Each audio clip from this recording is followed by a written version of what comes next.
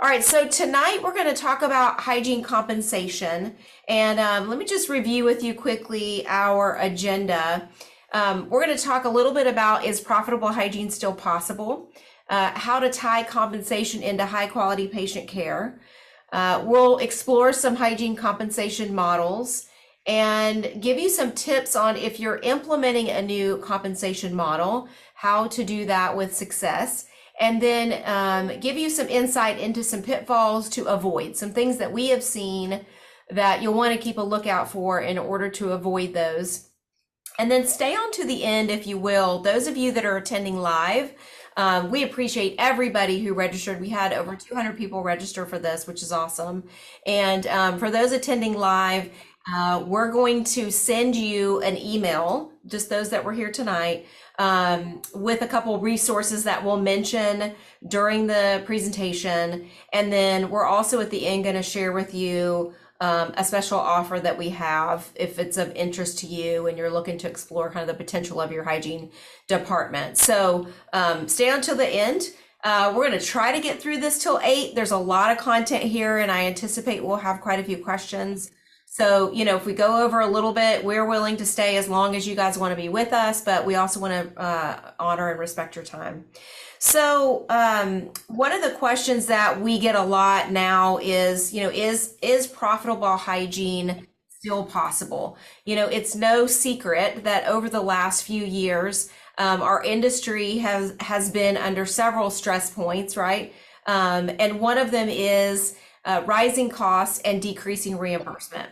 And if I had to guess on this call tonight, I would say that there are probably maybe 60% of you have some form of in-network participation, and some of you are seeing reimbursement rates flatline.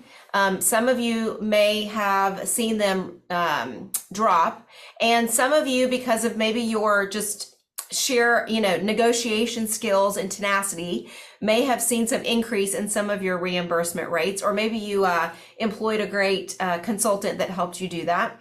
But either way, hygiene wages are up. The demand for hygiene wages has gone up dramatically over the last few years. And also the volume of hygienists, the availability of hygienists has gone down. And so there's all these different kind of counterpoints that we're experiencing in the industry that we hear from our clients all the time, every single day. And so we want to give you some hope. We also want to give you just some insight and things to think about, things that we've seen across the country.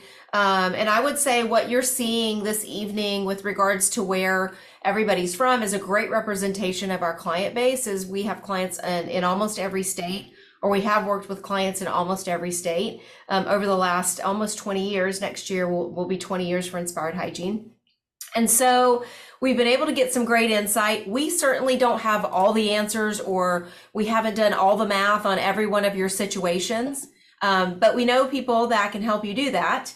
And we can give you just some insight on some of our thoughts and things that we've seen work well and things that you might want to look out for. So appreciate everybody being here, all of our colleagues, clients, and those that just joined us and are part of the Inspired Hygiene community.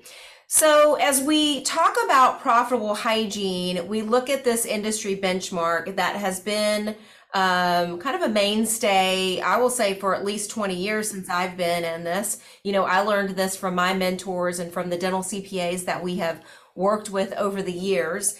And so I just want to refresh everybody on this concept as we talk about this hygiene profitability, this 3-to-1. And so what this benchmark really represents is the goal that the hygiene department will produce 3 times the hygiene compensation. And we consider hygiene compensation their salary, their pay, plus their benefits. And then you've got another piece of that production bucket. So if we look, let's say hygiene's producing $3,000, right? 1,000 of that could be allocated to hygiene compensation. 1,000 could be allocated to overhead, and then another 1,000 should be profit to the practice. And, why is it important for there to be profit to the practice? That's how you reinvest in equipment. That's how you invest in CE and coaching and development for your team. And that is where incentives and bonuses and things like that for the team come from, right? If there's no profit, then there's not anything to share. And so a couple points about this 3-to-1 that are important is that it is based on that net adjusted production. It is not uncommon for us to encounter practices that are doing some type of bonus or some type of hygiene incentive, and they're basing it on gross production, and they are in network with 4 different plans. And it kind of turns into monopoly money at a certain point when you're paying out bonuses based on money that cannot be collected. So that's one of the first things, and sometimes that is one of the adjustments that needs to be made in the practice when you're looking at the hygiene compensation plan. And so here's some things to consider if your hygiene department is not profitable, if you're not hitting this point yet. And if you don't know if you're hitting this point, ask your CPA. We're happy to help you look at this and help you look at how you can, how you can optimize hygiene so that you can get there. And we've been really honored and able to help practices again all over to get that hygiene profitability up, even when they are in a heavy in-network situation. And so what are some things to consider if you're not profitable yet? One thing is proper scheduling. We'll talk about that. We're gonna dive into most of these items tonight. Evaluating your in-network participation. So we, over the last few years especially, we saw, I would say when we started in 2004, 80% of the clients that we worked with at Inspired Hygiene were fee for service and 20% were in network. And then I would say within about 10 or 12 years, that completely flip-flopped. So 20% were fee for service. We're starting to see the fee for service practices increase. So we're seeing and we're hearing from teams that have dropped quite a few of their plans that they're in network. Some are planning to completely go out of network altogether. It just depends on where they're located, what their patient demographic is, and what they want their kind of model of the practice to be. But we are seeing that. And I will tell you, in some of the forums that I am in, and with some of the dental CPAs that we have really great relationships with, they're encouraging their clients to consider that as well. So evaluate that. Evaluate also, if you're looking for a hygienist and you're in an area where the wages are really high, you might want to look at those in-network participation before you decide to hire. Because does it make sense to hire a hygienist that you're going to be paying $65 an hour if your practice is primarily, your hygiene department is primarily pro fees that are getting reimbursed at, $60 an hour? It doesn't really make sense. So evaluate all of that as you're also evaluating your hiring needs.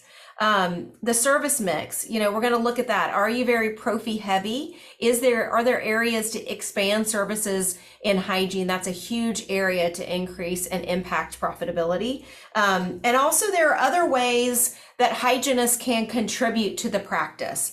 Sometimes we have, practice owners that say, hey, I'll give you one example of somebody that we spoke to last year.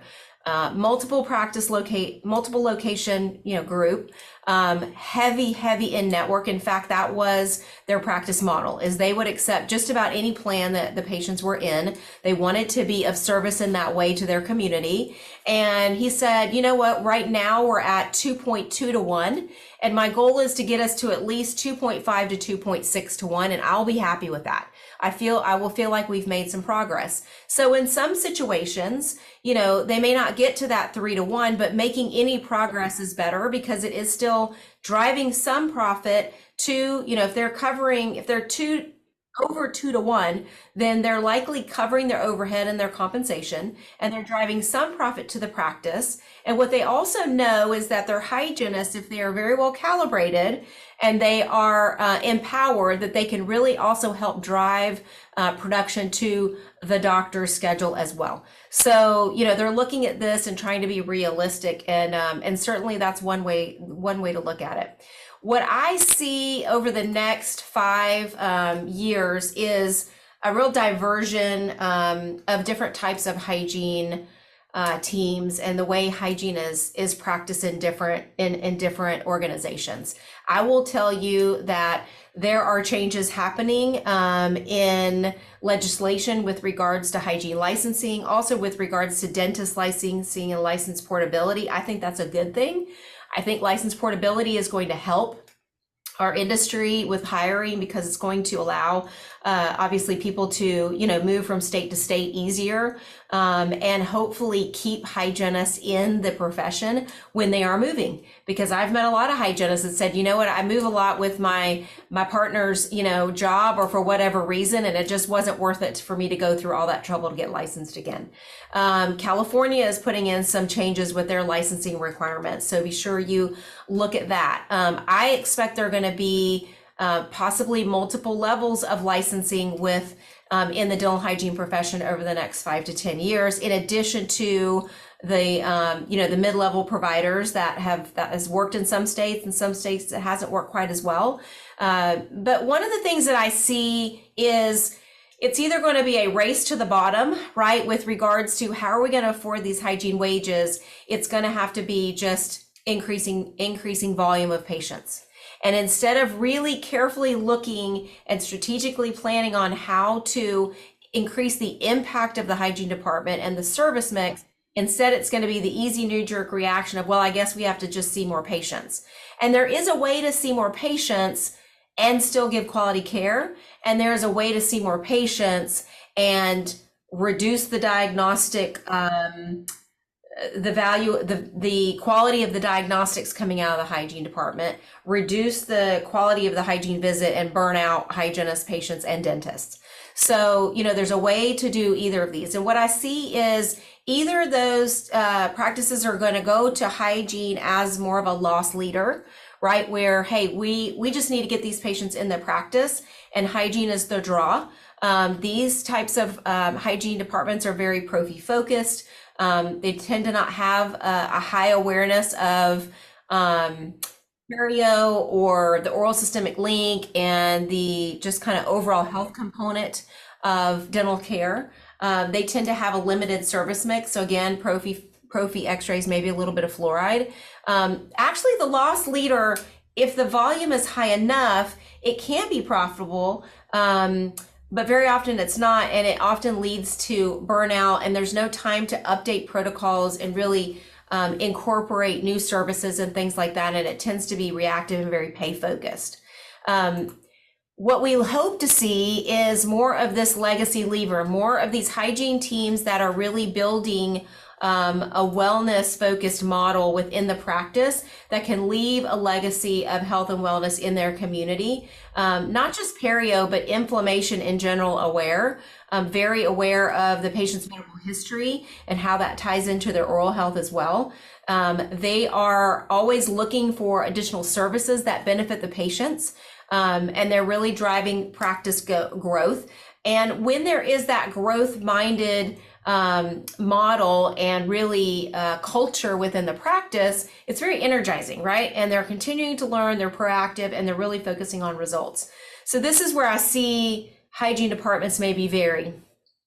So what we believe is that patient outcomes drive business outcomes, right? So if we're focused on that legacy lever column, then we will, if we structure our systems and we really are methodical and strategic about how we're incorporating services and how we're bringing that into the workflow and how we're empowering our hygiene departments to grow in that way, then it will drive business outcomes. I mean, this is one of our amazing clients, and I love this photo because they really understand that they have the opportunity to impact their patients on a very high level. And we believe that any compensation model, any service or treatment that we're recommending must create a win for the patients first and foremost, for the providers themselves, and then also for the practice.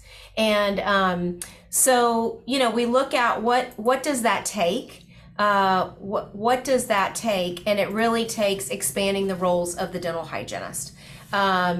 We see practices still that are starting out. I'm talking to one tomorrow that has a 10% perio awareness, right? 10% of their hygiene procedures, clinical procedures are perio related.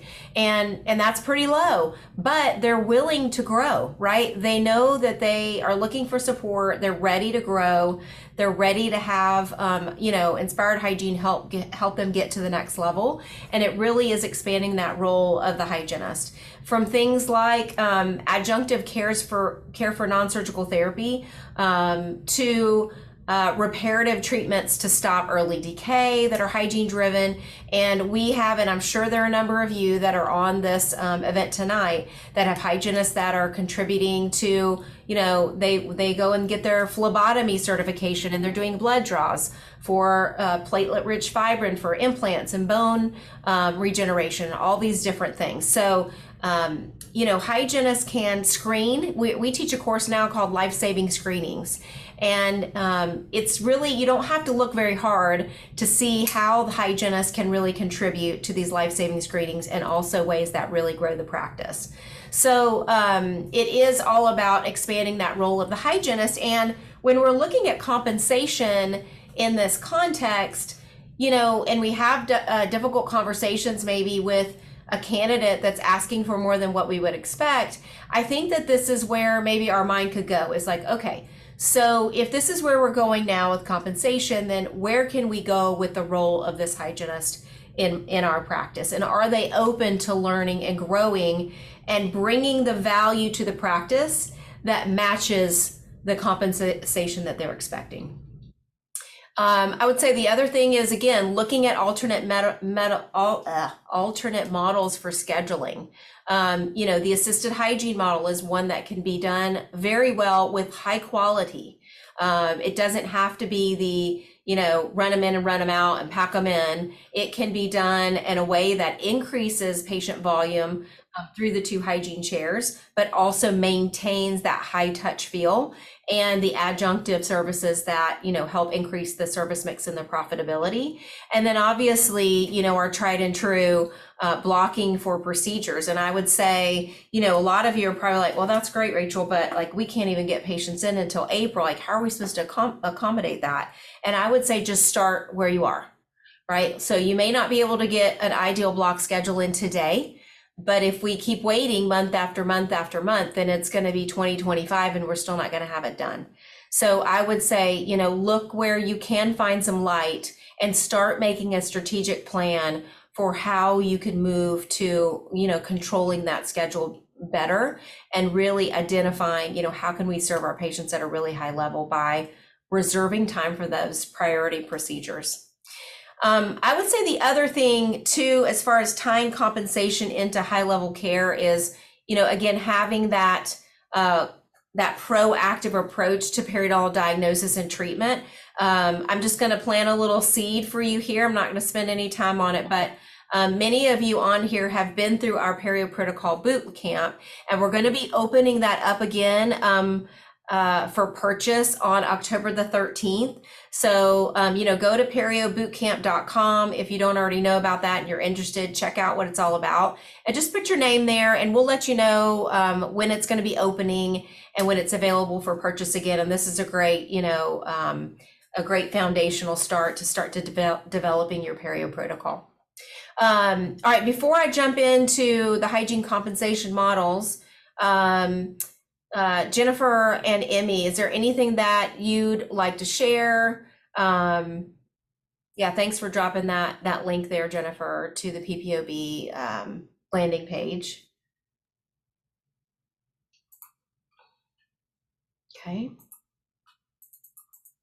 Okay, awesome. All right, so let's look at a couple of these models then. All right. And these certainly are not all inclusive. These are some that we've seen work, and I would love to hear from you guys too. If there are some, you can drop them in the chat that you have seen work in your practice. And I'm going to say this first is there is not one compensation model that does not have pros and cons, right? There's not one that you can do and guarantee that there's not going to be any hiccups or it's going to work perfectly. So the key is and we're going to give you some tips for transitioning hygiene compensation models as well, is to just really think this through, before presenting it to the team. Again, work with your dental CPA, because they can help you ensure that there is room for this in your cash flow projections and in your P&L, and let them help you, really plan this out thoughtfully. And I would say that the dental CPAs that we work with, and there are a number of them, Kane Waters, ADCPA firms. Oh my gosh, there's a number of them. Those are the two that we work with the most. They are very thoughtful about this, and they understand that these models need to be really clear and understandable by the team as well. Okay, so first one is, hourly plus a bonus once they are over the 3-to-1. So there are a couple different ways that you can run this. You can do this with the way that we typically recommend is that the hourly wage is a little lower than what the going rate is in your area, so that they still have some incentive to perform in order to make more. Now, I understand that this might be kind of difficult to do if you're at a certain level right now, but we're going to get to that. But typically having that a little bit lower, so they still have that security of an hourly wage. If a patient doesn't show, or if for whatever reason there's a cycle and they don't have quite as many periotherapy cases, but then it gives them that incentive to really work on that diagnosis and work on their presentation skills and scheduling that appropriately so that they can exceed what the going rate is in your area. And that's the whole goal. I will say that what we have seen is, as far as hourly, once they hit the 3-to-1, so they're producing 3 times what their compensation is then they get a percentage of the overage. And we've seen anything from 10% of whatever's over to 25 or 30% of whatever's over. And what I would encourage you to do is look at what are other incentives that might be in the practice. So if there is, let's say, a team bonus, it is important to do your best to work out a way that the hygiene department can participate in the team bonus. And then also if you're going to have a hygiene, almost like a commission structure there. So that might be an example where, maybe the percentage of what they get of the overage is lower because they're also participating in that team bonus. And so I would run some scenarios on that based on, your production over the last 3 to 6 months and their compensation over the last 3 to 6 months, and see what that would be and if it still falls into that 3-to-1 ratio. Okay. The other one that we have seen is, again, hourly plus team bonus. This is a real traditional model where you have a production goal, and then the team gets to split a percentage of whatever is over that goal. Again, this is great for team camaraderie. It sometimes hygienists feel like it's hard for them to contribute at a really high level or that their production doesn't make that much of a difference in hygiene compensation or the bonus rather. But where it does make a difference is when they are really empowered and they're really in tune with the doctors and they are helping to promote and present treatment and helping to build a value of treatment within their operatory. And honestly, that makes the doctor's job so much easier as well. So that obviously is a really classic example. Another example is just having the hygienist on straight commission. So paying somewhere between 25 and 30% of the adjusted production. So again, if you're doing that, you've got to make sure that the hygienists know how to see that production amount. So if you're billing out gross, you're billing out your fees, they've got to know going into this, what is our typical write-off percentage? I would say overall, right, in the practice, if you say, hey, our average is 30% adjusted production, then that's important for them to know, and then be able to run an adjusted production report so that they can anticipate what they're going to make or where they are. Okay. I typically don't recommend anything over 30% because you want to keep a little bit in reserve in case you decide to hire a hygiene coordinator or you decide to hire a hygiene assistant. I will say with regards to assisted hygiene, That is another model, right? If you have an assisted hygiene model of how do we incent the hygiene assistant, and how does their compensation factor into this 3-to-1? And there are a couple ways that you can do that. One is you can take the hygienist comp and the assistant's comp and then multiply that all by 3, and then that becomes the goal. Or you can take the hygienist comp, multiply it by 3 since they're the primary producer, and then add the assistant's comp to that, and then that's your goal. So for example, let's say your hygienists are paid $5,000 a month, times 3, their production goal is 15,000, and then their assistant's making 2,500, so then it's 15,000 plus the 2,500. Just an example, right? Rachel, yes. I want to just say we have some questions here in the chat, if that's okay. One of them is from Sean. Sean said, any resources for some real deal, solid assisted hygiene? And I know that we have some stuff in the works, so I wanted to make sure that we would chat about that a little bit. Said that he's seen it run well, but been talking about it for close to a decade now. So that was the first question there. We do have another one, but wanted just to throw that out there first too. Yeah, so thanks for asking that. We're actually working, myself and Connie Simmons, one of our coaches, is working on a assisted hygiene online boot camp in a similar format as our Peri Protocol online boot camp. And we were just talking, we're expecting to launch that at the beginning of next year. And then we also do private coaching to help you implement that in your practice as well. So if that's something that you'd like to discuss, yeah, please just email us at clients@inspiredhygiene.com. Happy to have a conversation and see, we actually have a client that's doing that in a virtual model right now. And then obviously we have our traditional in-office on-site coaching that we could help you with that as well. And I would say our beliefs on assisted hygiene and the model that we teach is very, I would say, high touch and very much about collaboration and calibration between the hygienist, doctor, and assistant, and really preserving that chair time for the patient, just utilizing, the skills of an amazing assistant to really create a team. The other thing that we've seen is a pooled hygiene bonus. So this actually, and I ran across, this was a client that we worked with, probably 10 years ago. And I had the opportunity to see them this past spring. And I was talking to them about this, and they said, yeah, we're still running the same compensation model, and it runs great. So they have 3-doctor practice. They have about 5 or 6 hygienists. And what they do is they pay a percentage of the production of all the hygienists combined. And so the other thing that they do is they have patients scheduled in columns, but essentially when the hygienist is finished with one patient, she comes out and she gets whatever patient is next, right? So they don't have like, these are my patients in this column. They really all see all of the patients, unless there's just a super, super strong preference for, one hygienist, then obviously they will honor that. But it really builds up teamwork. They're all helping each other out.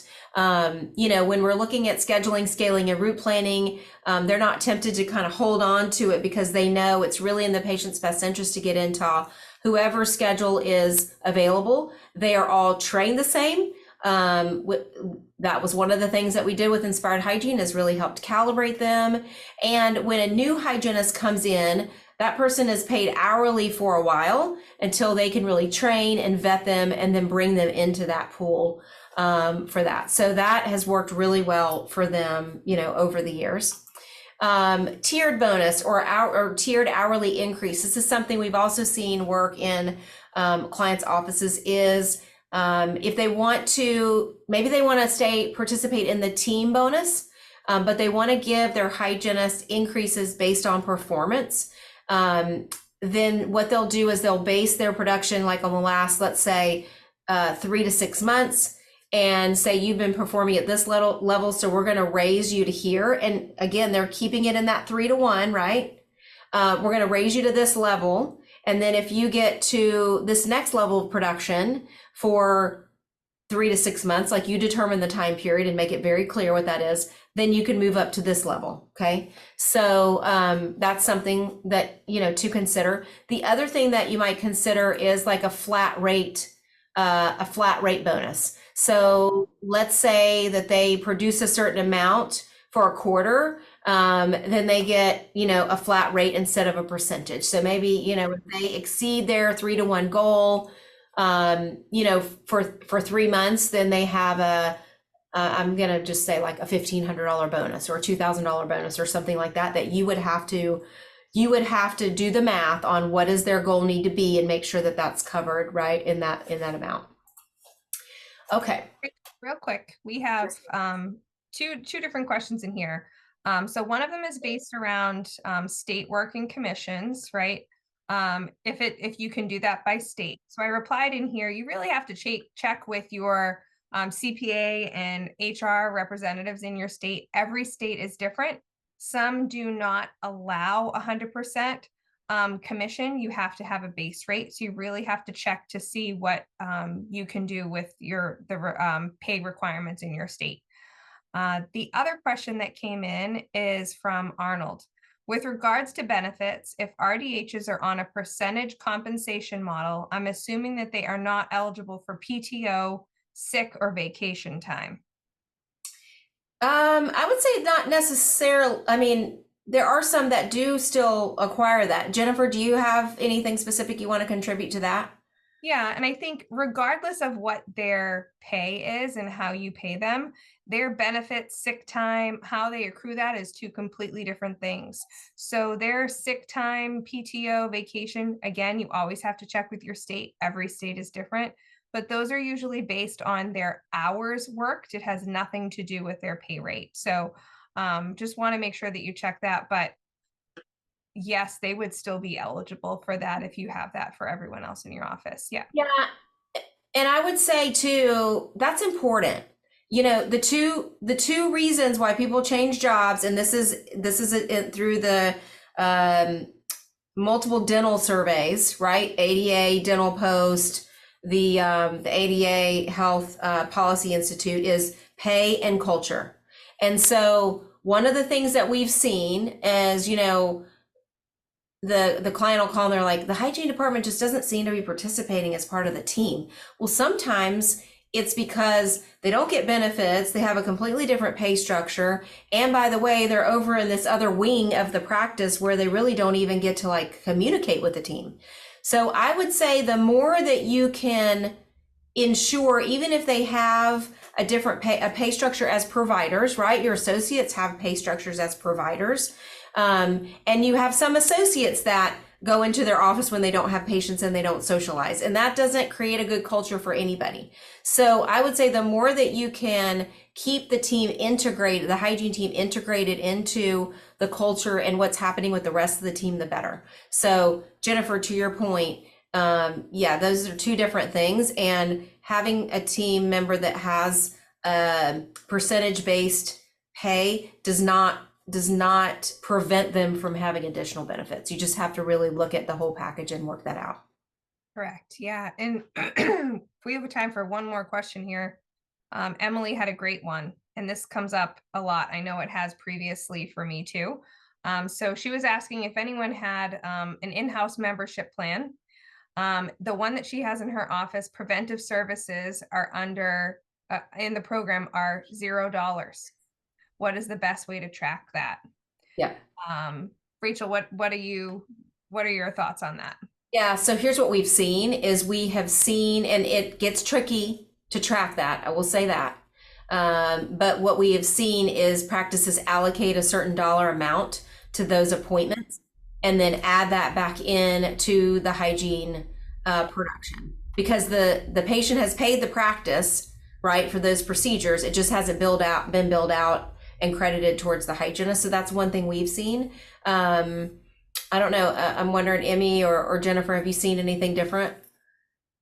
So I know that the one that Emily's talking about, Clear, they do Yes. have a way to track that for you. So that's super helpful. Not all of them do, right? Especially if you have one that you've kind of created on your own, right?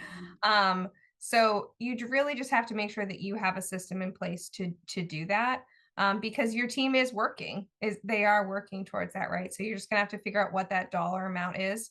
I've seen some offices look at what the full membership fee is and divide that out, and that's kind of what gets allocated to Yeah. those specific procedures there too. Okay. Mhm. Yeah, so I would say that's a good uh, feature to look for when you're evaluating these membership plans is how does it allow you to track those kinds of things? Mhm. Yeah, for sure. I'm curious to know, let's see in the chat, any other compensation models that you all have seen that have worked well in your practice. Um, I I'm just believe, is it, following. the full name's not on here. TB, you put some comments in here, that you have a compensation model and that you're on it. So love to hear from you, what that is. You can put in the chat, you can unmute if you wanna tell us real quick, and go from there. I can unmute. Can you guys hear me? Hey, yeah. Hello. Oh, okay. So I am on a compensation plan. I work for like a large corporation. We actually used to be private practice, got bought out by someone else, and then we got put on a commission plan, and I freaking love it. Like I went from getting paid hourly to commission. I love it, love it, love it. I was like able to like produce so much more for the company. The company freaking loves me. I started training like other hygienists how to do it. Like I like want to tell every hygienist and every like dentist out there, like put your hygienist on a commission plan. Why do you think, thank you for sharing that. In your Yeah. experience, like what do you think is the maybe the obstacle that some hygienists have seen in this, or why are they hesitant? They're definitely hesitant. Like I was hesitant because I was scared at first because I thought I wasn't gonna make any money. And honestly, this is what hygienist thinks. They think that like the dentist just wants to make money and doesn't want to pay them. It's just like this mind block thing, you know? Like no, like if I always tell hygienists, you know, if you just like I want other hygienists to get on commission plan. I tell them, just tell them, you know, it's gonna be fair. It's gonna be like a 3-to-1 model. You're gonna make money, they're going to make money, and then the rest of the money goes into the office, and it's beautiful. So the way that we do it at our office, it's that you get 35 bucks an hour if like no patients show, let's say. So Yep. it's like a flat rate, Yep. but I've never hit that, and I've been doing this ever since actually COVID. Okay. And I've been able to like oh my god, tripled my income. And Wow. like it's insane. And like I started to like get so excited that I was making more money that I would never push treatment on patient. That's not Yeah. what's happening here. I am actually doing my job because before I was watching those pockets and I was watching everything because I felt like I wasn't getting paid enough for what I was doing. And Mhm. now I feel like this accomplishment, like I'm doing something for my patients. My patients are getting healthier. Like it's just been amazing. Like Yeah. I love it. Thank you so much for sharing that. I really appreciate that. Now you might get some direct messages now, people trying to Oh, hire. so she is. So Sean's already on it. Yep. So Sean, this will work for any size team. So Oh, I mistake. where there was one hygienist in the office to practices where there was 15 hygienists in the office. So you can do it regardless of size. Size doesn't matter. Size does not matter. Okay. Size does not matter. So I will say that thank you so much for sharing that. And I Oh, will you're say, welcome. yes, that is awesome. That really applies this hourly plus bonus, like I said, is that typically that flat rate is going to be lower than what the going rate is in your area so that there is some guarantee, right, if a patient doesn't show. So let's look at some transition tips. And I would encourage you guys to take a picture of this. We are going to have a recording of this that we'll get out in the next couple days. Yeah. But, you know, feel free to take a screenshot or take a picture of this with your phone. Go back there. And Emmy, I'm going to ask you to share if you would, because you have, I mean, we've all worked together on this, but you've had some very specific examples of teams that you have worked with, transitioning them from one hygiene compensation model to the next, whether it's a flat hourly or whether in one example it was a very out of balance commission rate. So if you could just share that experience and maybe some of the lessons that you learned in that and how you helped facilitate that would be awesome. Well, you know, coaching dental teams is much like serving our patients. We all have that one patient appointment that we remember. It just leaves a mark in your mind. So this specific client is the one that left a mark, I believe, in Rachel's mind and in my mind in a great way. Because when we first really started to peel back the numbers and see what this dentist had, he had purchased a practice where he inherited these hygienists that were paid miraculous amounts. I think I remember Rachel and I are like, wow, we're in the wrong business. They're getting paid exceptionally well.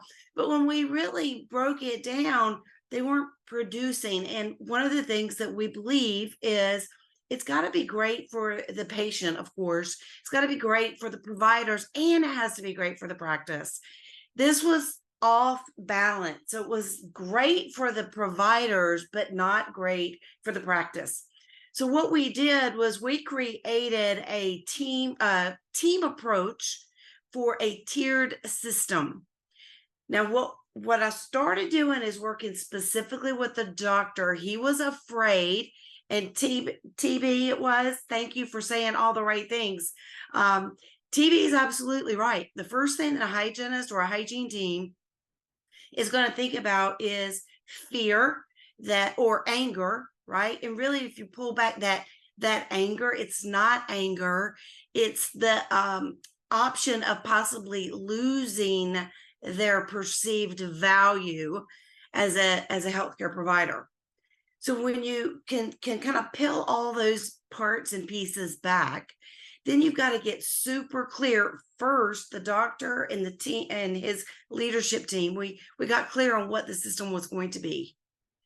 We had it down exact, so we couldn't get tripped up. We couldn't get confused. Then we met with the hygienist, prepared for the anger, the fear, and we were able to talk through them. And this specific doctor was awesome. He said, here's what I want to do. Let's try this. And if it doesn't work, we'll go back to what does work.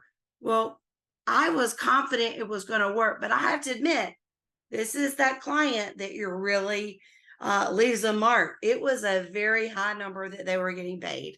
So we broke this tiered system up so that the first month, this is what we did. We gave them some resources, a system, how to change their service mix. Came in, coach, got the whole team well calibrated so that they were able to diagnose disease at its earliest opportunity, be able to treatment plan disease and offer some new services, as well as treat disease in an effective way. And we built this schedule so that it would support their patients' needs. When we said you've got disease, there was an appointment that we can get them in the next 10 days.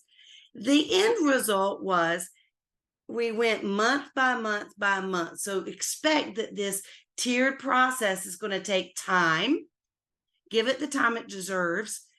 And we did it we gradually lowered down their pay as we were increasing their service mix. And we made sure that they got really close quickly. And the good news was, once we did that, it was actually the hygienists ended up, I hate to say this out loud, but it's shocking. They ended up actually making more than they were when we started coaching them. The hygiene department was more than profitable, more than 3-to-1 profitability point. And guess who was ultimately happy?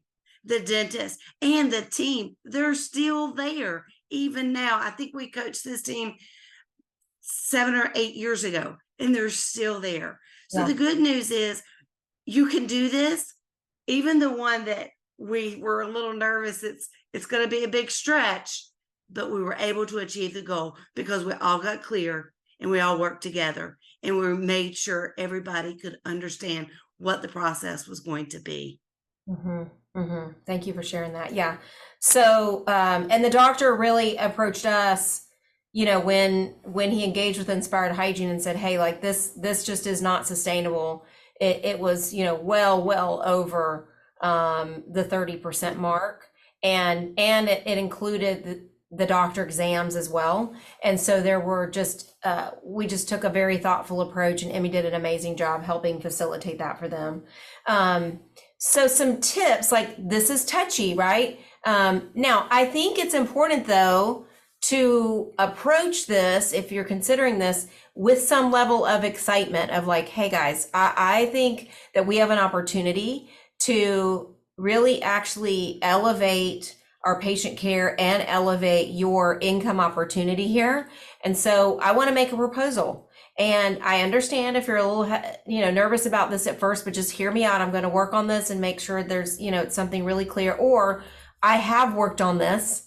I've been working on this for the last couple months, and I have a clear plan, and I think this is really going to work for everybody. So start yourself, if you're the one that's going to be presenting this, in a positive sense, right? Rather than like, oh God, like here we go. So it is a delicate conversation, but I think if you approach it from a positive standpoint, and again, just looking at, how can this be a win for all? Then you have a lot higher chance of success. So a couple tips here. One of the things that we have seen time and time again is when hygienists are going from, let's say, an hourly to some type of commission-based or incentive-based plan, or when they are changing their incentive plan from one model to another, is if you can couple that with training, making sure they have the training to expand services, they have the tools, right, the equipment, the instruments, the technology to deliver that elevated level of care and those elevated services. And then they have coaching to support them when they hit an obstacle, right? When they hit a wall, they're not just immediately turning around and going back the way that they were before. When you couple that, it really is a recipe for success, because they can see very quickly, oh, actually, this might work out really well for me, because I'm being asked to do more. I'm being asked to think at a different level, right? And step into my role as healthcare provider. And guess what? There is some incentive for me in doing that, in addition to just doing the right thing for the patient. I would say, just make sure you have a strategically planned out model, that you've thought it through. It's not something that we're just like writing on a piece of paper and throwing up there. Like, you've talked to your CPA, you've really done the math on it. Have communication early and often. Talk to the team about what you're considering, and saying that you're going to really work on something that is going to be a win for everybody. And then when you put it in place, have conversations regularly, like, hey, so tell me how you're feeling about this. Like, what can we do to help you reach your goals? Have clear written and signed expectations. This is really important. And for those of you that are here live, we're going to send you a follow-up email with two things. One is going to be a sample job description for a hygienist that includes expectations for how we're going to, I call it the rules of engagement for this type of incentive-based compensation model, because there are going to be things that come up, like a patient's not going to show. And what you don't want is a hygienist clocking out and going to Starbucks or sitting in the reception area where everybody else is like running around like crazy. Like, you've got to have expectations written out and agreed to beforehand that we are still a team. So we're going to send you a link to a document that's going to give you some ideas of something like that you could create. The other thing that we're going to give you is this hygiene potential profitability worksheet that's going to enable the hygienist to really look at, okay, here are the procedures that I'm doing now. And if I do see this many patients per day and do these procedures, what can I actually produce, and how is that going to affect my income? And just make sure that whatever model you choose, that it's easy to manage and measure by everyone, that there's no like smoke and mirrors, that it's not too complex, because if it's too complex, very often the team members will distrust it, right? If they can't easily figure it out, then it seems too complicated and there must be some loophole here. And then finally, I would say, take the time to really sit down with them and show them, past performance. And also, if you're working with a coach, like where can we take this and what is possible for you? Like map it out on a schedule, map it out on this worksheet. Like this is a reasonable schedule. Once we block the schedule, or we have our tools for how to enroll more periodontal therapy when it's necessary. Remember, this has to be a win for the patient too. So we are not recommending any treatment that is not necessary. But what we know is that I talked to a doctor this week, and she was talking about how, we've been letting our patients slide, right, when they've got bleeding and inflammation and beginning periodontal disease. And I told her, I said, well, I know what happens is we let the patient slide, but the hygienists don't let themselves slide. And so they're very often doing scaling, root planing, and a prophy and wearing themselves out. So look at what we think we can reasonably do and really start to track some sample production numbers and what their income could be. So those are your transition tips. Now, we believe that sustained hygiene results, right? We do training and support them in implementing those new services, support them with looking at any obstacles that may come up. How can we help them with the workflow? How can we help with communication with the patient? And all that builds confidence, and that's going to drive results. The same thing is true, right? When you implement a compensation model, is just really make sure that they have these elements in place to be successful. Here are some preventable pitfalls, and I'd love to hear Jennifer and Emmy jump in on any of these too. These are just some things that I've seen over the years in practices that have a hygiene specific bonus or commission structure is that occasionally, the schedule gets manipulated. Maybe they're clocking out, and not being a team member, developing with that client that Emmy mentioned, developing or having a structure that's not sustainable for the practice, right? It's something that is just never going to result in profitable hygiene because the percentage is so high. I would say there are always going to be some unexpected consequences of any type of pay change. So, just some of those are things like, I'll give you an example. I worked with a team years and years ago that had a commission-based structure, amazing hygienists, and they really took in everything that we taught them. And one hygienist I noticed, like, man, she's able to see a lot of patients in a day. And her perio percentage was great. And she was a great communicator, and patients were accepting treatment. And we happened to be doing just a chart audit, just a routine chart audit, just to make sure everybody was still calibrated. And what we discovered was, because she was scheduling so many patients in her day, she was not doing clinical notes. And there were days and days and days that no patients had clinical notes. And so we had to say, hey, time out. In order to participate in this bonus or this model, you have to honor the clinical standards of the practice, and you have to honor the culture standards of the practice. So that was an unexpected consequence, right? But I would say just keep your eyes open for things like that. Another pitfall is, we're changing their compensation model, but we're not adding any additional services. So how are they going to make more, right, if they're just doing prophy after another? And often that becomes volume driven, which ends up being often a counter. It might increase more production and hygiene, but what it does is very often, I'm going to say almost 100% of the time, it drops the amount of treatment to the doctor that's enrolled in hygiene, unless there's an assistant, right, that's working. And I would not classify that as a volume driven. I would classify that as a team hygiene approach. So Jennifer and Emmy, anything you wanted to add to that? I just typed in the chat, and that also, when you have that high volume driven team, you're going to get burnout really, really quickly. And we don't want turnover. We want to invest in the wonderful team members that we already have. Yeah, 100%. Exactly. And I think, Rachel, what you were saying too, that's happened to me before, right? With the lack of notes, just because we're changing compensation models, it doesn't mean that we're cutting corners, right? It's the same standard of care, if not higher than what we had before. And there's a level of expectation there. So clear and open expectations is very, very important. Yeah. And And that further is why we wanted to share that dental hygiene document with you. It tells you everything, the responsibilities and expectations of the hygienist. So you can clearly map that out. So hopefully you're going to avoid some of these pitfalls. Yeah. So we'll be emailing that out to those of you that attended live in the next day or two. Okay, so we have time for some more questions, but I'd like to share with you just a couple other things.